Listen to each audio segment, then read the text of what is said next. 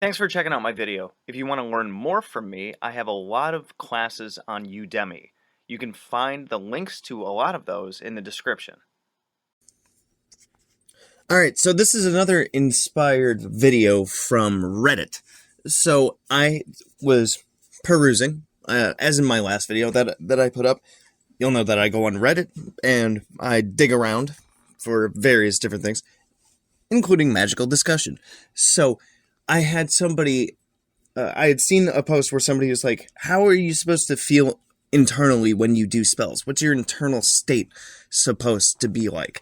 And that was kind of an interesting question because as somebody who is, heavily leaning on psychology as one of the main pillars of my own magical practice, the idea of the internal state is very, important to me and very interesting to me because we're talking about the mind. So, this can heavily lean on the psychological model, as far as how you're supposed to feel on the inside, So the idea is that your internal state should match the state at which, of the energetic or vibrational frequency, I guess you could call it, of your intent. So if you're doing a spell for something about like anger, if you're doing something baneful for something like you want this particular stupid person out of your life, then you gotta have the gusto to back that claim up.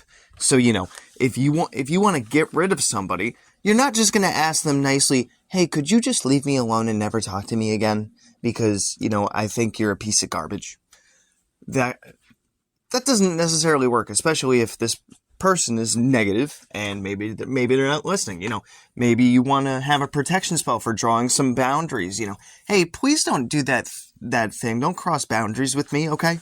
That'd be just really nice if you could just stop crossing my boundaries. No, you don't want to be talking like that, right? There's a time to be nice and meek, and there's a time to be angry and put your foot down. So your internal state should match the intent behind that. So if you're doing something for like abundance and whatnot, don't do it when you're in a bad mood and you're feeling sad and you're feeling achy and you can't shake the emotions of the day at work where work was just really sucky.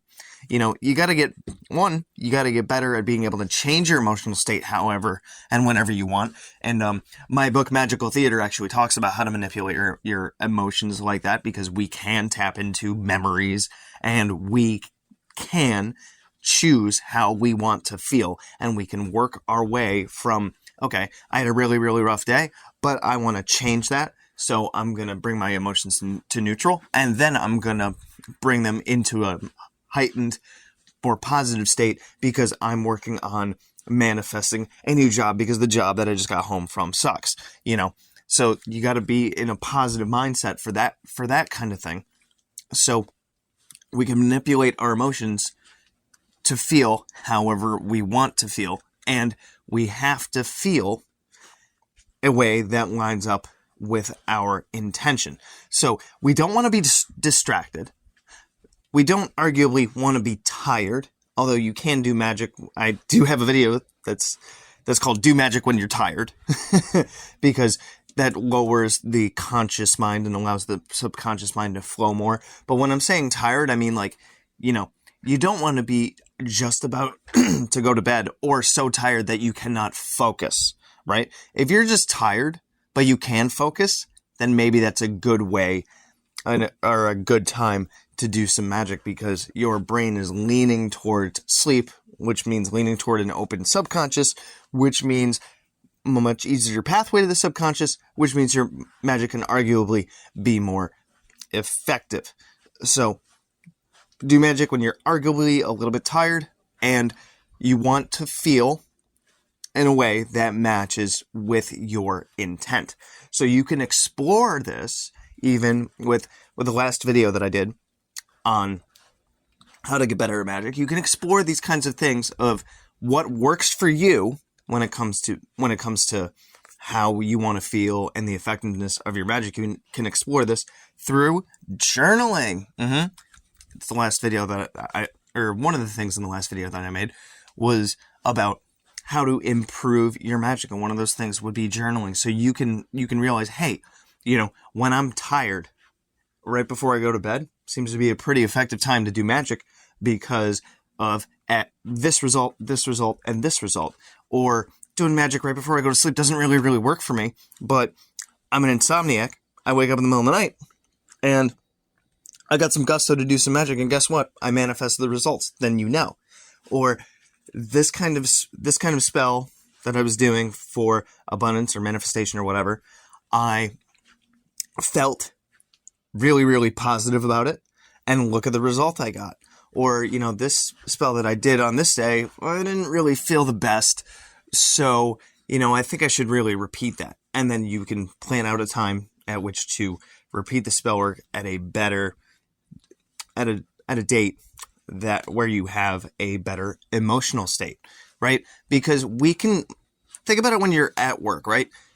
Everybody knows, like, at their job, they could just show up and go through the motions and, eventually, hey, it's your lunch break. Cool. Get back to work. Go through the motions because you're not really feeling it. And then you clock out and woohoo, you go home. How long was a day like that? Versus you're in a good mood, you show up at work, you have a good time even though it's work, and your day flies by, right? Your internal state can dictate how effective you are at whatever you want to be doing. So, you got to think about and learn how to manipulate your emotions, how to track your emotions even, because some people aren't even aware of how they feel internally. Some people don't even check in with themselves on that. So this requires growing a level of emotional intelligence and then taking advantage of that to figure out when is the best time to do whatever spell work you're looking to do for whatever your result might be. All right. So I think I've ranted enough on this topic. Let me know what you guys think, and let me know your own experiences with your emotional states and spells, and which kinds of spells have been effective for you. Maybe you're better at some baneful magic than you are at manifestation magic, or vice versa. I'd love to hear from you. Good hunting.